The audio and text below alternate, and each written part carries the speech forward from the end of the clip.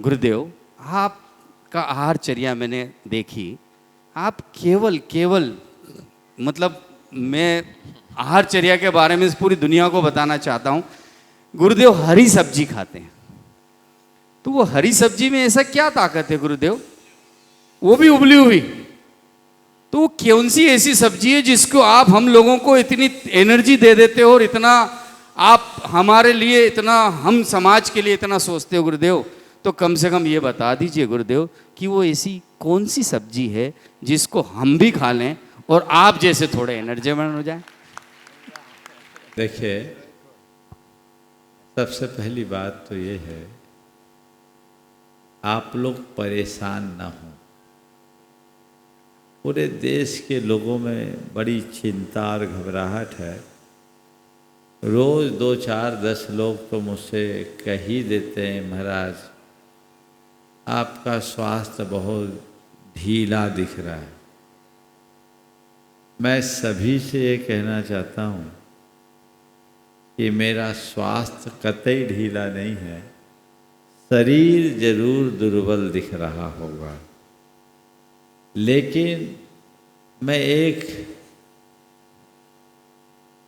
विशेष प्रकार का प्रयोग कर रहा हूँ जो दीर्घकालिक स्वास्थ्य का आधार बनने वाला है, और वर्तमान में वह प्रयोग अपने अंतिम चरण में है।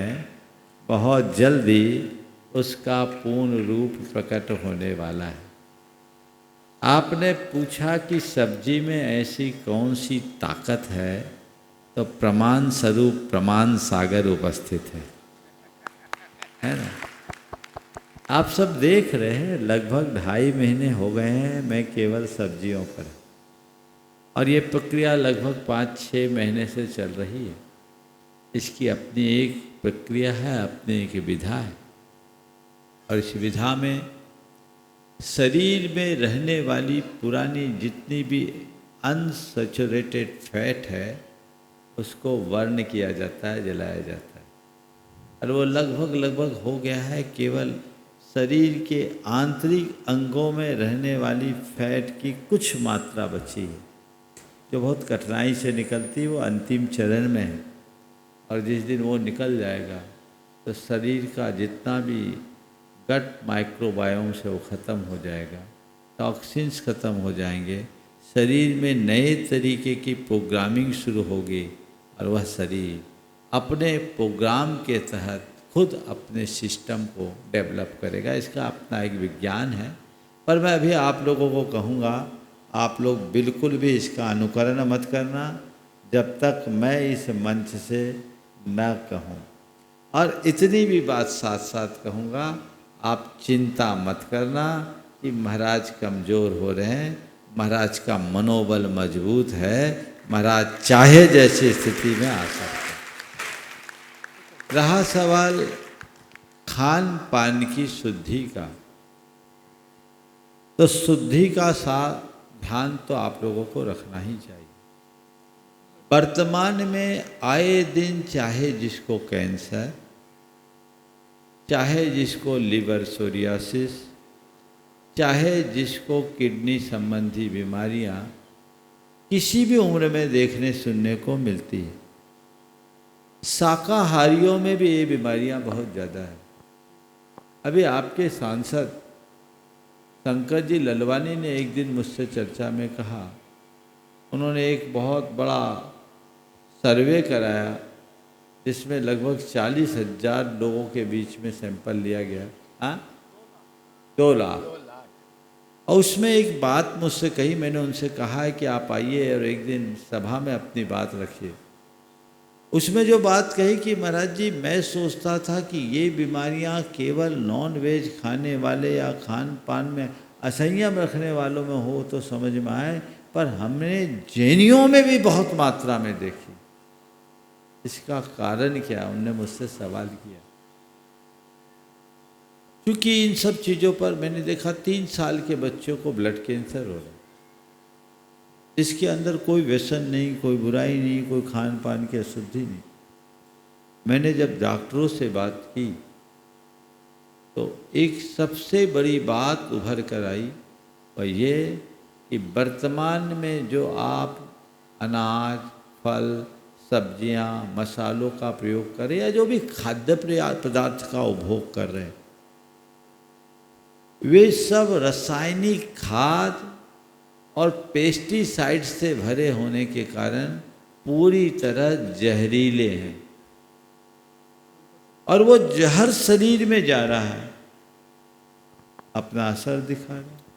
बीमारियों की सबसे बड़ी वजह ये है। लाइफ स्टाइल तो एक अपनी जगह है, लेकिन हम साधु संतों की लाइफ स्टाइल में क्या है?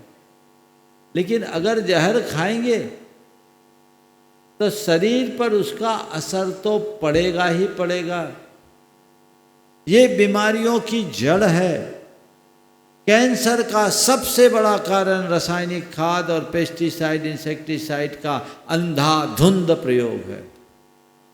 इसलिए मैं आप सबसे कहना चाहता हूं, अगर आप अपने आप को सुदीर्घ काल तक स्वस्थ बनाए रखना चाहते हैं तो अपने खान पान पर ध्यान रखने के क्रम में खाद्य सामग्री को शुद्ध रखिए, शुद्ध खाना शुरू कीजिए। सारी जो है अनाज है, मसाले हैं, दालें हैं, तेल है, घी है और साग सब्जियां हैं, फल है, विशुद्धतया रसायन रहित और कीटनाशक मुक्त होना चाहिए, जिसे आज ऑर्गेनिक नाम से जाना जाता है। वो सुनिश्चित कीजिए। और अब तो बहुत आसानी से सुलभ भी होने लगे हैं और बहुत ज़्यादा महंगे नहीं, 10-5% महंगे। लेकिन ये महंगा ले लोगे तो भी तुम फायदे में रहोगे, क्योंकि दवाइयाँ उससे ज़्यादा महंगी और जीवन उससे ज़्यादा मूल्यवान। आजकल ये मैं देखता हूँ, कई लोगों ने मुझसे चर्चा में बताया कि महाराज श्री, हमारे परिवार का जो बजट है ना, उसके पूरे बजट में खाने पीने में 10% से भी ज़्यादा खर्चा नहीं आता। आजकल थोड़ा बढ़ा है तो होटलों और रेस्तराओं का बढ़ा है, मॉल का बढ़ा, वहाँ बाहर खाने के कारण थोड़ा खाने का बजट बढ़ा है, तो भी सबसे कम बजट खाने का है, बाकी तो सब ऊपर से सजाने में जाता है। जबकि सबसे पहले तो खाने के लिए तैयार होना चाहिए। शुद्ध खाइए, स्वस्थ रहिए, ये व्यवस्था आप सबको करनी चाहिए। और हम साधु संतों के स्वास्थ्य को आपको ध्यान रखना है, तो आपको भी शुद्धता का पूर्ण ख्याल रखना है। आज से कुछ दिन पहले मैंने कहा था कि आप लोग चौका लगाते मन शुद्धि, वचन शुद्धि, काय शुद्धि, आहार जल शुद्ध है बोलते हैं। अब बताइए, जिस अन्न में, जिस फल में, जिस सब्जी में जहर मिला है, क्या वह शुद्ध कहा जा सकता है? बोलो। तो रसायन युक्त, पेस्टिसाइड युक्त भोजन आप साधु को दे रहे हैं और आहार जल शुद्ध है बोल रहे हैं। सच बोल रहे हैं कि झूठ? बोलो। झूठ बोल रहे गुरुदेव। थोड़ा जोर से बोलो। झूठ बोल रहे गुरुदेव। और झूठ बोल करके तुम पुण्य कमाओगे कि पाप? पाप। तो पहली बात, अगर आप आहार दान का पुण्य लाभ लेना चाहते हो, आपकी सामर्थ्य अल्प है, आप कुछ मत कीजिए। एक सब्जी खिला दीजिए, दाल खिला दीजिए, रोटी खिला दीजिए, पर साधु को केवल शुद्ध पदार्थ दीजिए। आपके आइटमों से कोई मतलब नहीं।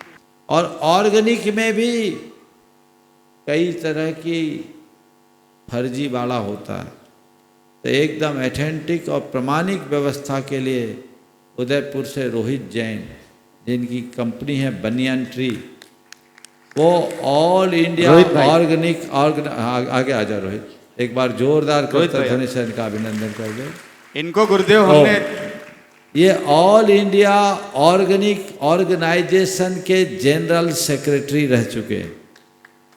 इन्होंने ऑर्गेनिक को बढ़ावा देने में पिछले 20 सालों से बहुत बड़ा काम किया। ये पूरा तरह भारत, भारतीयता और स्वदेशी के विकास में तत्पर है। इस व्यक्ति की सोच को आप इससे ही अपना लो कि इनने अपने बच्चों की होम स्कूलिंग की है, स्कूल नहीं भेजा और संस्कार दिया। और बच्चे को आगे बढ़ा रहे हैं। ये एक नई पहल है। तो इनकी कंपनी के साथ धर्म प्रभावना समिति ने टाई अप कर रखा है। और आपको जो भी सामग्री लेनी है चौका लगाने वाले को इसी माध्यम से लेना चाहिए, ताकि शुद्धता की 100% गारंटी रहे। रोहित भाई का जोरदार अभिनंदन कीजिए।